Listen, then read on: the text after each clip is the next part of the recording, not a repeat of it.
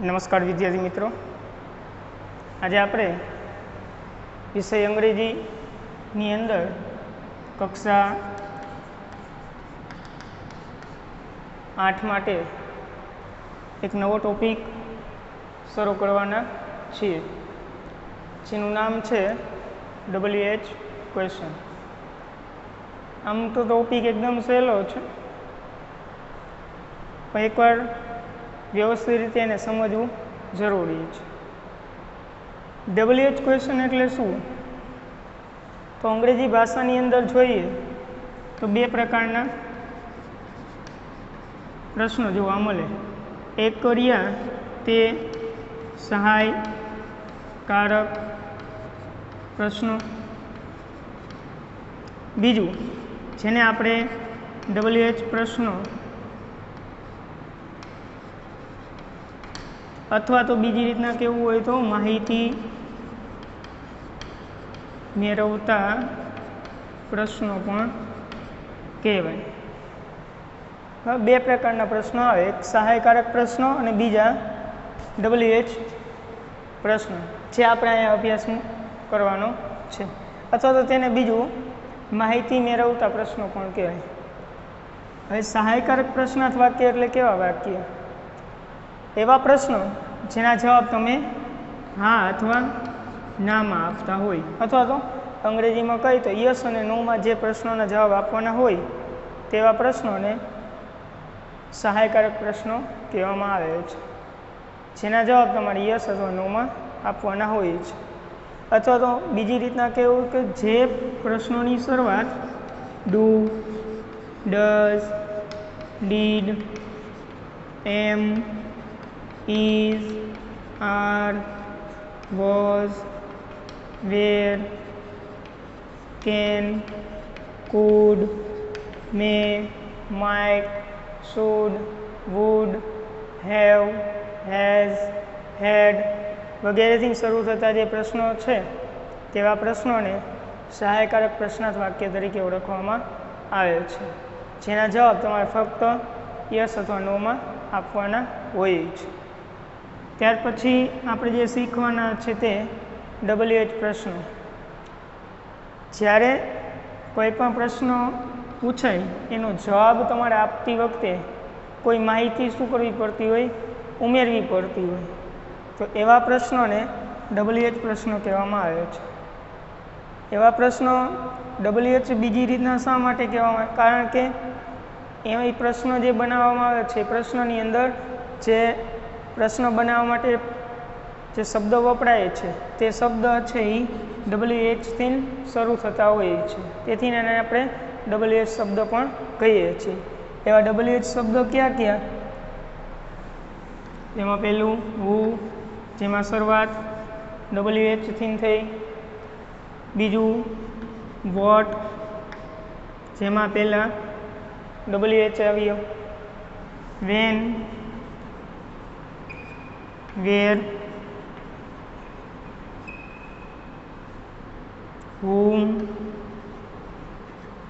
whose. આ બધાય તમે શબ્દો જો એની શરૂઆત ક્યાંથી થઈ? તો કે WH થી. એવી રીતના વિચે આવે, એમાંય WH. તો આવા જે શબ્દ છે આનાથી જે પ્રશ્નાર્થ વાક્ય બને છે એવા પ્રશ્નાર્થ વાક્યને આપણે WH પ્રશ્નાર્થ કહીએ છીએ. આનો આપણે અભ્યાસ અહીંયા કરવાનો. જ્યારે આવા પ્રશ્નો પૂછાયેલા હોય, જ્યારે આનાથી પ્રશ્નો બનેલા હોય, એના જવાબ જ્યારે આપણે આપવાના થાય ત્યારે તમારે કંઈક ને કંઈક માહિતી શું કરવી પડતી હોય? આન્સરની અંદર ઉમેરવી પડતી હોય. તેથી આપણે એને શું કહીએ છીએ? માહિતી મેળવતા પ્રશ્નો. હુ છે તો હુથી પ્રશ્ન પૂછ્યું હોય, who is going to Rajkot? Rajkot કોણ જાય છે? તો તમારે સીધું જવાબની અંદર ઉમેરવું પડે કોઈ વ્યક્તિનું નામ. તો એ વ્યક્તિનું નામ છે હુની જગ્યાએ તમારે મૂકવાનું થાય. એવી રીતના વોટથી તો કોઈ વસ્તુનું નામ કે કોઈ કર્મ ઉમેરવો પડતો હોય. વેનથી તો સમય ઉમેરવો પડતો હોય જ્યારે જવાબ આપો ત્યારે. વેરથી તો સ્થળ ઉમેરવો પડતો હોય. તો આ રીતના માહિતી મેળવવા માટે જે પ્રશ્નો પૂછવામાં આવે છે તેવા પ્રશ્નોને પણ આપણે કહેવું હોય તો કહી શકાય કે WH પ્રશ્નાર્થ છે. આ બધાનો સમાસ WH ની અંદર થાય. સાથે સાથે જે હાઉ મચ, હાઉ મેની વગેરે જે હાઉવાળા શબ્દો છે એ બધાનો સમાવેશ પણ WH ની અંદર થાય છે. How much, how many, how far, how long વગેરે જે હાઉવાળા શબ્દો છે એ પણ આની અંદર સમાવિષ્ટ પામે છે. તો આપણે આ જુદા જુદા જે WH શબ્દો છે એ આપણા અભ્યાસક્રમની અંદર જે છે એનો અભ્યાસ કરવાનો છે. એમાં સૌ પ્રથમ જે પહેલું આવે છે તે હુ. આનો અભ્યાસ આપણે કરવાનો છે. હુ એટલે એનું ગુજરાતી થશે કોણ.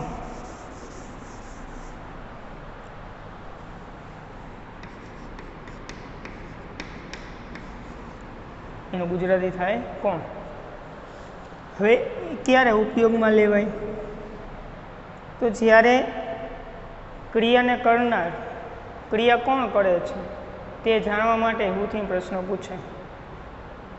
વાક્ય રચનાની દ્રષ્ટિએ કહી તો વાક્યમાં રહેલો કર્તા એ કર્તાને જાણવા માટે આપણે હુથી પ્રશ્ન પૂછતા હોય. સામાન્ય રીતે જ્યારે હુથી પ્રશ્ન પૂછાય ત્યારે એના જવાબ સ્વરૂપમાં કોઈ પણ વ્યક્તિઓનું નામ આવતું હોય. કોઈ પણ વ્યક્તિ જે ક્રિયા કરતી હોય એનું નામ આવતું હોય. વ્યક્તિ હોય કે કોઈ પ્રાણી હોય તો એ ક્રિયા કરનાર જે વ્યક્તિ છે તેને આન્સર સ્વરૂપે મુકાય.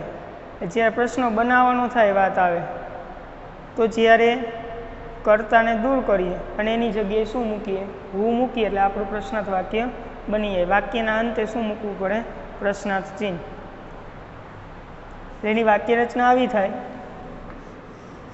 સૌ પ્રથમ હું, પછી ક્રિયાપદ. ફક્ત ક્રિયાપદ લખવાનું કારણ એ કે જે તે કાર હોય એ કાર મુજબનું ક્રિયાપદ આવે. પછી કર્મ પ્લસ અન્ય શબ્દ પ્લસ પ્રશ્નાર્થ ચિહ્ન. એટલે અહીંયા ઘણો બધો ફેરફાર થઈ શકે કેમ કે ક્રિયાપદ છે એ જુદા જુદા જે ટેન્સ રહે એ ટેન્સ પ્રમાણે આવી શકે. વાક્ય હકાર હોય તોય ભલે, નકાર હોય તોય ભલે. ઉદાહરણ જોઈએ. Rohit goes to school daily. અહીંયા આપણને આ રીતના વાક્ય આપ્યું ને તમને અહીંયા અંડરલાઈન આપી હોય અને એમ કીધું હોય કે યોગ્ય WH શબ્દથી પ્રશ્નો બનાવો. તો અહીંયા રોહિત કરતા છે, કર્તાને દૂર કરવા માટે આપણે પ્રશ્નો બનાવવાનો છેલ્લે શેનાથી બનશે? હુથી. એટલે આપણે એને બનાવવા માટે શું કરશું? રોહિત દૂર થઈ જશે, એની જગ્યાએ શું આવશે? હું. જે તે કાર મુજબનું ક્રિયાપદ ગોઝ આપ્યું તો ગોઝ, અથવા તમે અહીંયા ગો પણ કરી શકો કારણ કે આપણને અહીંયા ખબર નથી કે કર્તા કોણ છે. એટલે પ્રશ્ન બનાવતી વખતે ગોઝે રાખી શકો અને ગો પણ રાખી શકો. પણ જ્યારે તમે આન્સર લખો ત્યારે જો અહીંયા તમે રોહિત લખો તો ફરજિયાત અહીંયા શું લખવું પડે? ગોઝ. કારણ કે ત્રીજો પુરુષ એકવચન હોય તો એની સાથે ક્યારેય ક્રિયાપદનું મૂળ રૂપ ન આવે. અહીંયા ફરજિયાત એસ કે એસ વાળું રૂપ મૂકવું પડે. ટુ સ્કૂલ ડેઇલી પ્રશ્નાર્થ ચિહ્ન. આ આપણો WH શબ્દ હુથી બની ગયું. ટૂંકમાં જે તે કરતા છે નીકળી જાય એની જગ્યાએ હું આવી જાય. બાકી બધું જે વાક્ય છે એ એમનું એમ ને છેલ્લે પ્રશ્નાર્થ ચિહ્ન. હજી એક વાક્ય લઈ. કિરણ ઇઝ કુકિંગ. કિરણ રાંધી રહી છે. તો એમાં આ રીતના અંડરલાઈન ન કરી પણ તમને અહીંયા કીધું હોય પરીક્ષામાં આ રીતના પણ પૂછે કે હુથી WH પ્રશ્નાર્થ બનાવો તો એમાં પણ શું નીકળી જાય? કિરણ. તો who is cooking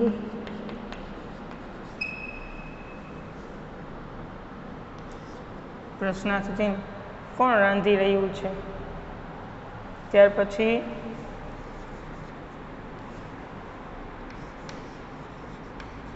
Ram and Gopal R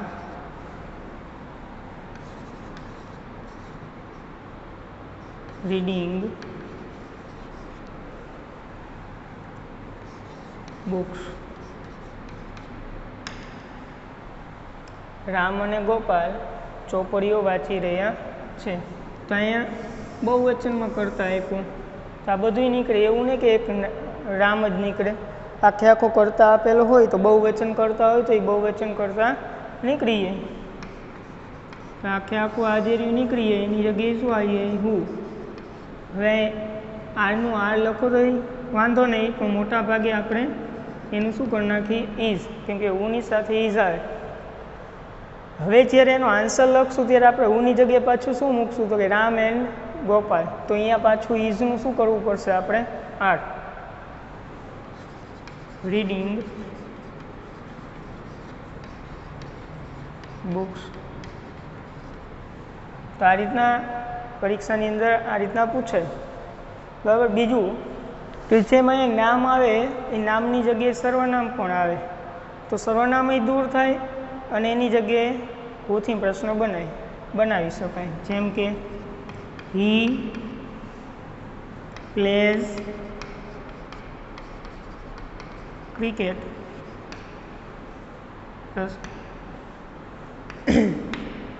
તો અહીંયા હી નીકળી જશે. હુ પ્લે ક્રિકેટ પ્રશ્નાર્થ ચિહ્ન.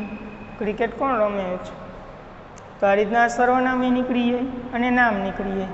એટલે યાદ શું રાખવાનું? હુથી જ્યારે આપણે પ્રશ્નો બનાવીએ ત્યારે દૂર કરવા જેવા શબ્દો કયા? તો કે નામ અને સર્વનામ.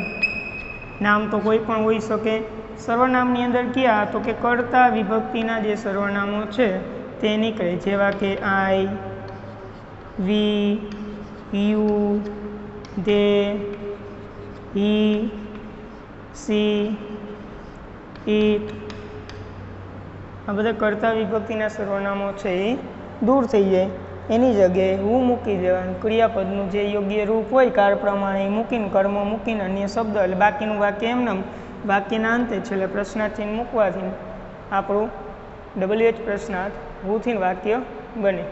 જ્યારે પાછો એનો જવાબ આપવાની વાત થાય ત્યારે હુની જગ્યાએ કાં તો નામ આવતું હોય અથવા તો સર્વનામ આવતું હોય.